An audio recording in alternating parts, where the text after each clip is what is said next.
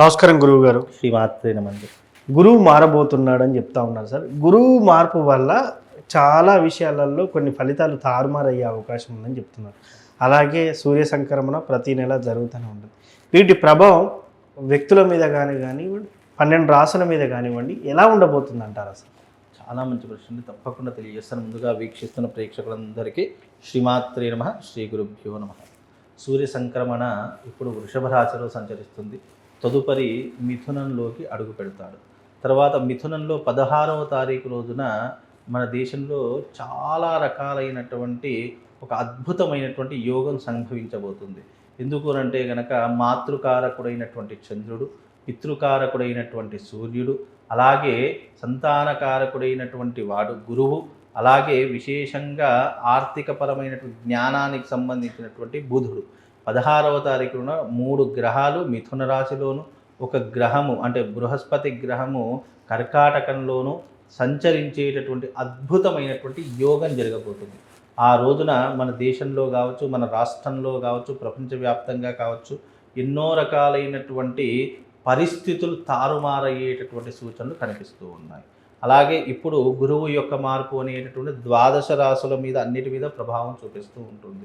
కనుక ఈ గురువు యొక్క మార్పు వల్ల దేశ ఆర్థిక వ్యవస్థ కావచ్చు, రాష్ట్ర ఆర్థిక వ్యవస్థ కావచ్చు, తారుమారయ్యేటటువంటి సందర్భాలు కనిపిస్తూ ఉన్నాయి. అందుకే ఈ యొక్క మాసంలో జరిగేటటువంటి ఎన్నో గ్రహాల యొక్క మార్పు ఎంతోమంది మీద, నిజానికి జాతకము అంటే నమ్మకం లేనటువంటి వాడికి ప్రతి ఒక్కరికి చెప్తున్నాను, జాతకము అన్నది ఏంటి అంటే కనుక నీ జీవితంలో జరిగేటటువంటి దిశ నిర్దేశతను సూచించేటటువంటిదే జాతకము అని అర్థం. అంటే నీ జీవిత కాలంలో గుడ్ ఎప్పుడు, బ్యాడ్ ఎప్పుడు, అంటే మంచి ఎప్పుడు జరుగుతుంది, చెడు ఎప్పుడు జరుగుతుంది అనేటటువంటి సూచించేటటువంటి అద్భుతమైనటువంటి శాస్త్రం ఏదైనా ఉంది అంటే అది జ్యోతిష్య శాస్త్రము.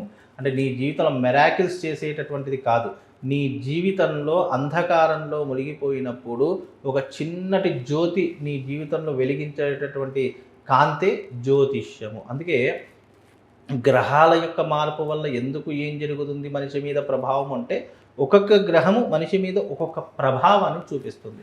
ఆ ప్రభావం వచ్చినప్పుడే మనిషి యొక్క స్థితిగతులు తారుమారయ్యేటటువంటి సూచనలు కనిపిస్తూ ఉన్నాయి. కాబట్టి ఇప్పుడు గురువు మార్పు వల్ల మళ్ళీ 12 రాశుల యొక్క ప్రభావాలన్నీ కూడా మారిపోయేటటువంటి సిచ్యువేషన్స్ దీని ద్వారా ఏర్పడతాయి. సూర్య సంక్రమణ ప్రతి నెల సూర్య సంక్రమణ జరుగుతుంది. ఇప్పుడు వృషభంలో ఉంది, తర్వాత మిథునంలోకి అడుగు పెడుతూ ఉంది. కనుక సూర్యుడి యొక్క ఫలితం వల్ల ఏం జరుగుతుంది, నెలలో నీ యొక్క జాతక పరిస్థితి ఏంటో తెలుస్తుంది. గురువు యొక్క మార్పు వల్ల ఈ సంవత్సర కాలం అంతా ఎలా ఉంటుందో తెలిపేటటువంటిదే సూర్య సంక్రమణ, అలాగే గురువు యొక్క సంచారం. కనుక ఇప్పుడు గురువు మిథునంలో ఉన్నాడు, తర్వాత కర్కాటకంలోకి అడుగు పెడతాడు. కర్కాటకంలోకి అడుగు పెడితే దేశంలో జరిగే బంగారపు ధరలు పెరిగిపోతాయి. అలాగే మనకు ఆయిల్ కొరత కానీ, గ్యాస్ కొరత కానీ, లేదు అని అంటే కనుక ఇంధనంకి సంబంధించినటువంటి కొరత కానీ ఏర్పడే సూచనలు కనిపిస్తున్నాయి. అలాగే భారతదేశంలో వస్తువుల యొక్క ధరలు విపరీతంగా పెరిగిపోతాయి. ఎర్రటి వస్తువులకు ధరలు చాలా రకాలుగా పెరిగిపోతూ ఉంటాయి.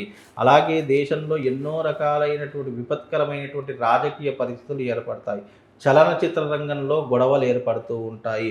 అలాగే సినిమా రంగంలో కానీ, నాటక రంగంలోని ఎన్నో మార్పులు చేర్పులు జరిగేటటువంటి సందర్భాలు ఈ యొక్క జూన్ మాసంలో ఈ యొక్క గురు సంచారం వల్ల మనకు ఏర్పడేటటువంటి సూచనలు అండి. పరిహారంగా ఏం చేసుకోవాలంటారు? ముఖ్యంగా ఏ రాశుల వారు చాలా జాగ్రత్తగా ఉండాలంటారు? ముఖ్యంగా జాగ్రత్తగా ఉండవలసినటువంటి రాశులు ధనస్సు రాశి, సింహరాశి, కన్యా రాశి, అలాగే మీనరాశి, మేషరాశి. ఈ రాశుల వారు తప్పకుండా తగు జాగ్రత్తలు తీసుకోవాలి. ఎందుకు అని అంటే కనుక సింహరాశి వారికి అష్టమ శని నడుస్తుంది, కన్యా రాశి వారికి సప్తమ శని నడుస్తుంది, ధనస్సు రాశి వారికి అర్ధాష్టమ శని నడుస్తుంది.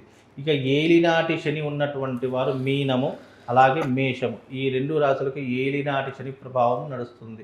ఇక కుంభరాశికి అంటామా, కుంభరాశికి మధ్యమ స్థానంలో ఉంది కాబట్టి దానికి పెద్ద చెప్పుకోదగ్గటువంటి పరిస్థితులు ఏమైతే లేవు.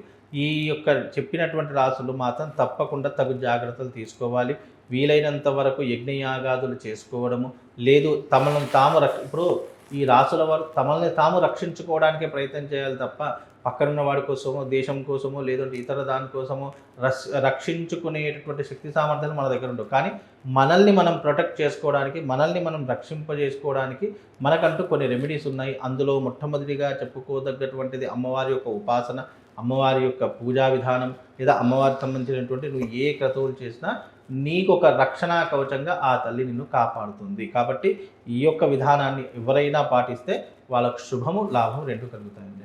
సో మొత్తానికి అమ్మవారి ఆరాధన చేయాలంటారు. ఈ సృష్టికి మూలమే అమ్మవారు. ఆ తల్లి యొక్క ఆరాధన చేస్తే అంతకు మించినటువంటి గొప్పనైనటువంటి విషయం లేదు.